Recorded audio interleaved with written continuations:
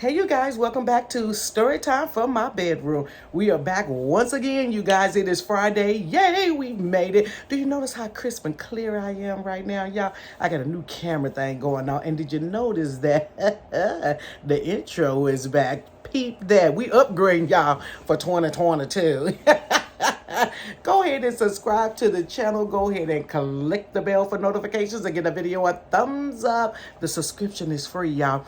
This is about the only thing you're going to get free. Prices don't never go up on YouTube for you to be able to subscribe to the channel.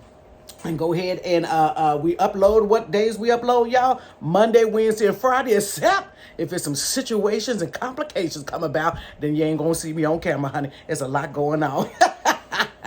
So let's go ahead. This is Granny is Coming to Town Part 3. We're going to go ahead and end this situation with my grandmother. So remember I told you that we got pulled over by the police. So before we go there, my grandmother, we brought her home from the doctor, y'all, because she took my $40. I got my $40 back, y'all. Got my $40 back from her. So now I had to put her in a nursing home. The lady that was in Indianapolis, the one lady that I told you was lightweight kicking it with my...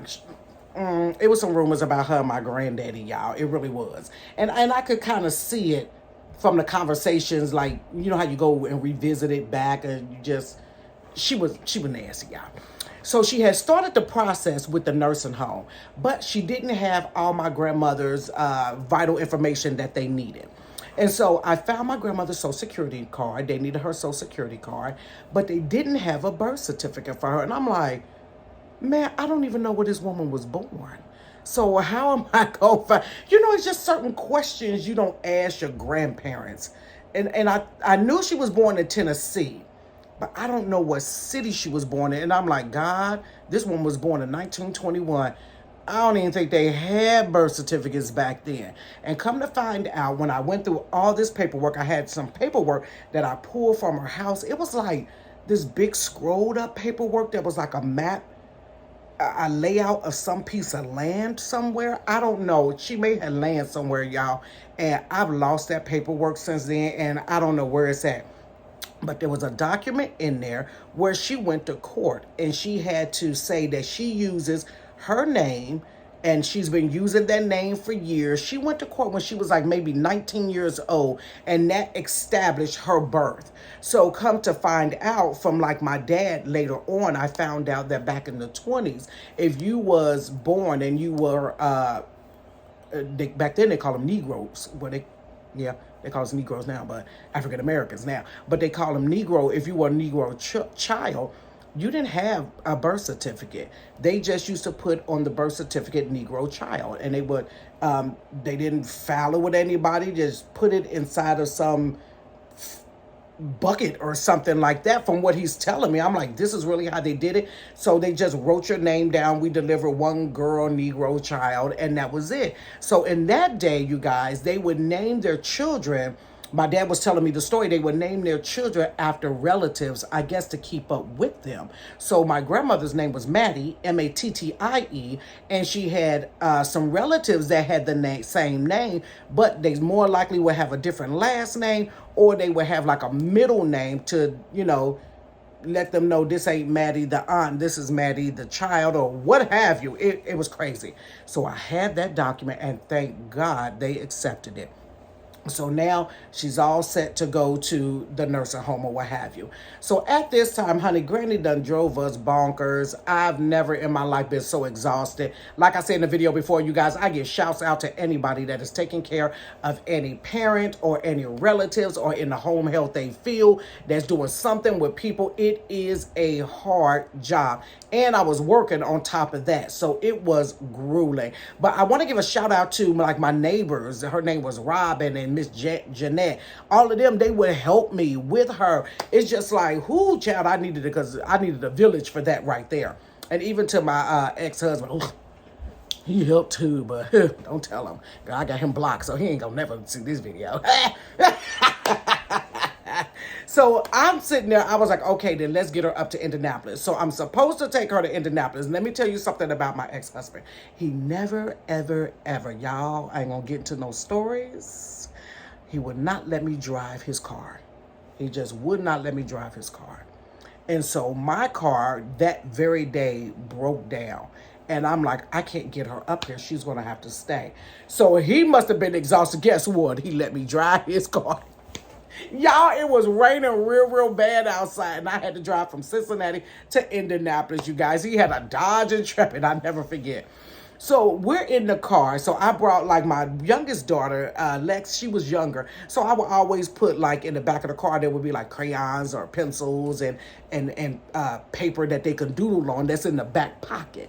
Now I'm sitting here, Lex is behind me. My oldest daughter is in the front seat and my grandmother's behind me over by the pencil and the paper, y'all.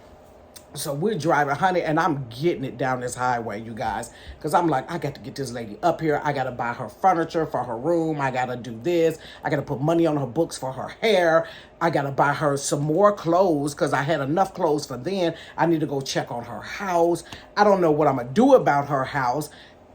Y'all, come to find out, the house was in foreclosure, but she had paid the house off long time ago. That's a whole nother story. Come to find out, my uncle convinced her to take out a second mortgage, and she didn't know what she was signing. And so when the mortgage people, he had her refinance it, took out a huge loan for like, I think it was like $65,000, which she didn't need because the house was falling apart. So it was a mess. So when the mortgage company was calling her to say, hey, Miss Howard, you haven't paid your mortgage, she was like, I own this house. I don't have to pay mortgage. I pay taxes every year. And they blew through that money. So the house was in foreclosure. The house that I used to come to as a child, which was beautiful, beautiful backyard, the whole 9 yards, was now in foreclosure. And in a way, it was slightly a blessing because I would have had to sell the house, get the money from it first, give it to, I guess, them, because you have to, well, no, the money would have went in the bank and she'd have had to pay every day to be there, deplete that money, then Medicaid or Medicare, one of them people would have kicked in after her money is gone. So you literally have to be broke, you guys. And I'm doing this stuff and have no idea how I'm doing it. I don't even know this type of stuff until I got in that situation. So we're driving down the highway. And so she's back there just being antsy. And I'm like, well, Granny, we're taking you up here to Indianapolis. And I was like, we're going to have to put you, I'm trying to explain to her, we're going to have to put you in a nursing home and things like that. And I was like, are you going to be okay? She was like, yeah, I'm fine with that. I want to go back home anyways. I want to go. And she would name her street. And she could always remember her street where she lived because it was from the past. But if you asked her where she was at present, she couldn't remember. And I'm like, she doesn't get it. She's not going back home, but we're going to try to make this work. So next thing you know, my daughter had a cell phone, Lex, that was sitting behind me. And she was like, Mommy, take my phone and read this. And I'm like, girl, I'm driving. I can't. She said, Mommy, she putting her face in between the little seats. Mommy, I need you to take my phone and read this. And I said, okay, give me a second. I don't know what's going on. Girl, it's raining. I really need to focus. But I noticed when people were coming by us, we was in this lane over here. So people were coming by, they was looking at us, y'all, like this. And they were slowing down and looking.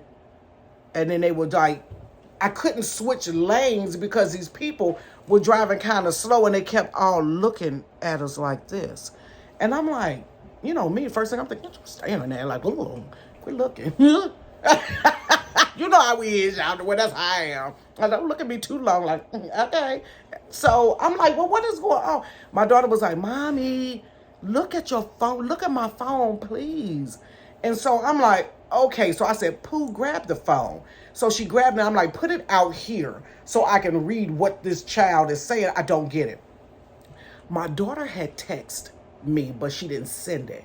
She said, Granny back here writing 911 help on a piece of paper. Yo! She took a piece of paper. She was like, and I was like, what? So I said, well, wait a minute. So I'm trying to get merged over. And I'm looking, merging over to get on the shoulder.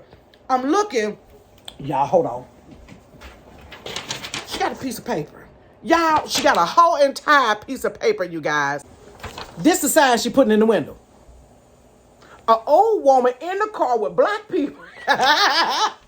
Help me, call 911. She's putting that in the window, y'all. So people are riding the back past us thinking, what are they doing? This old lady is in the back of the car with a sign that says, help me, call 911. Lord have mercy. God knows the man ain't had no insurance on that car. Y'all, we was riding dirty like Charmeleon said.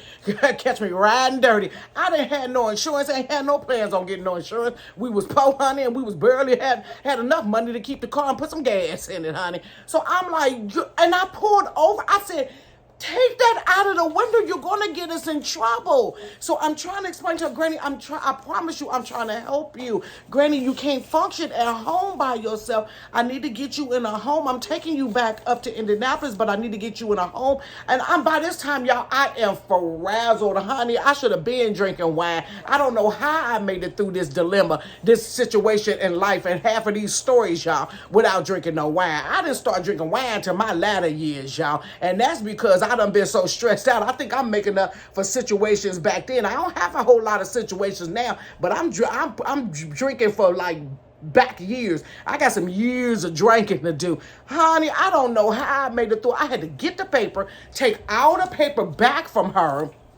Child.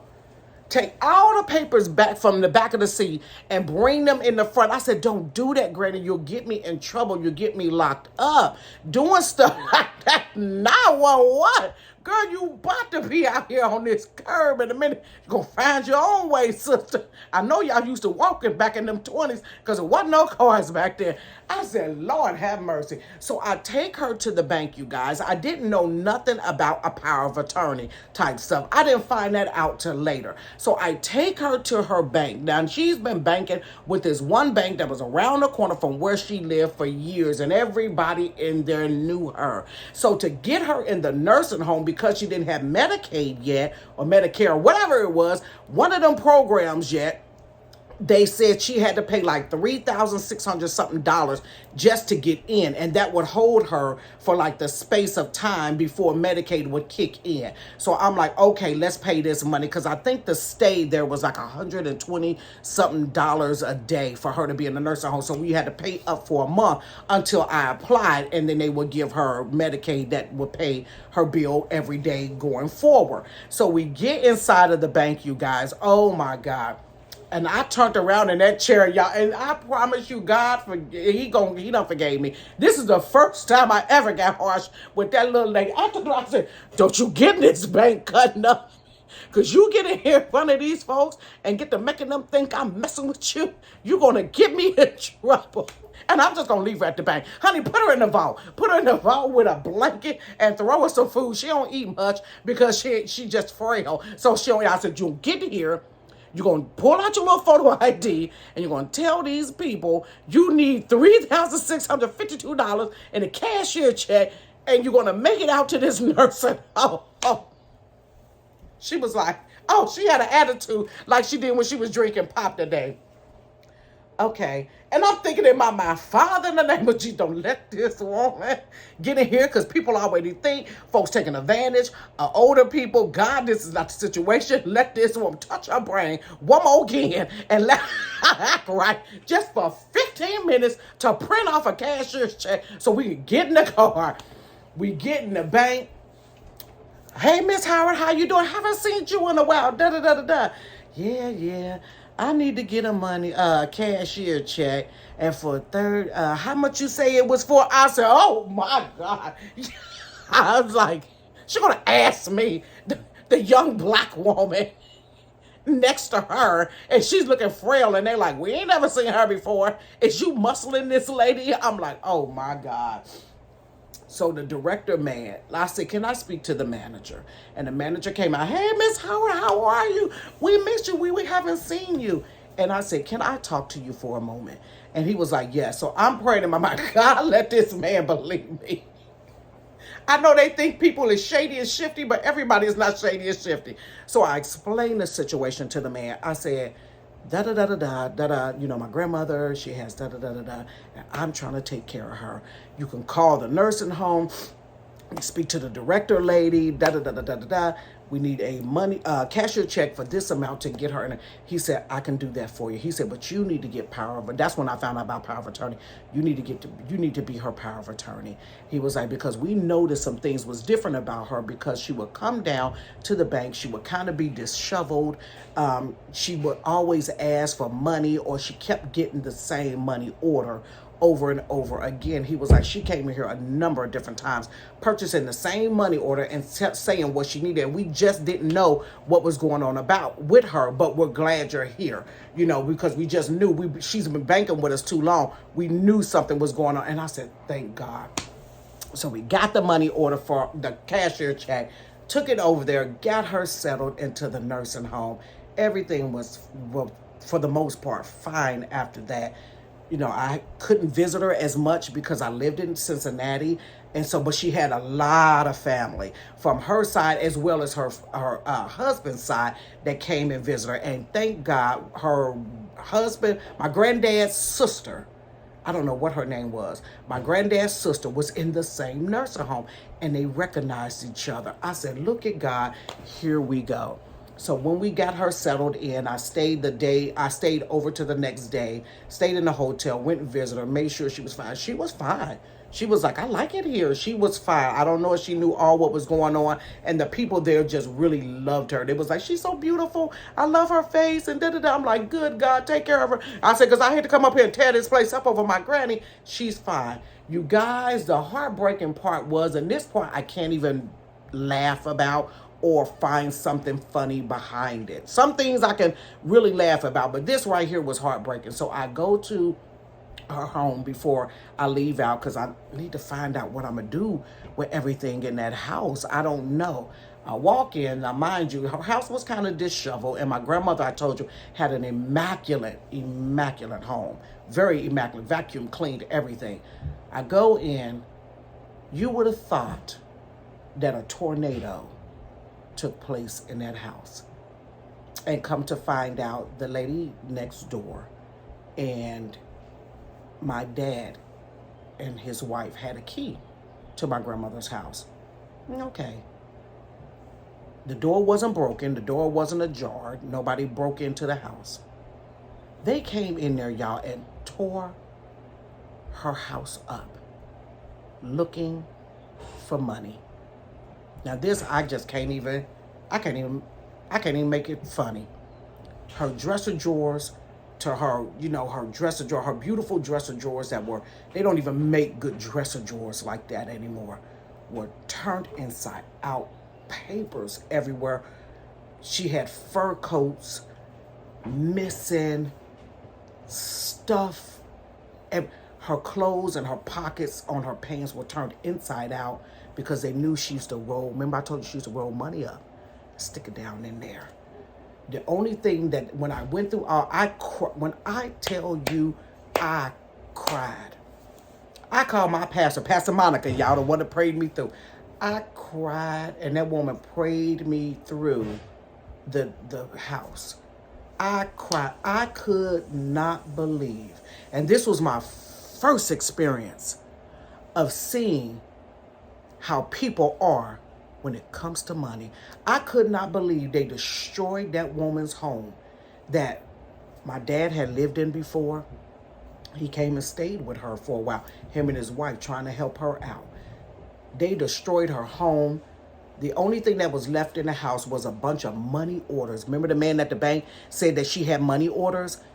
Money orders that weren't even filled out. Wasn't even, and I don't know why they didn't take the money orders, but they were looking for money. They took her jewelry, her perfumes that she had were busted. The place was a shambles. And so I gathered up what clothes I could gather up, and I locked that door and I just walked away.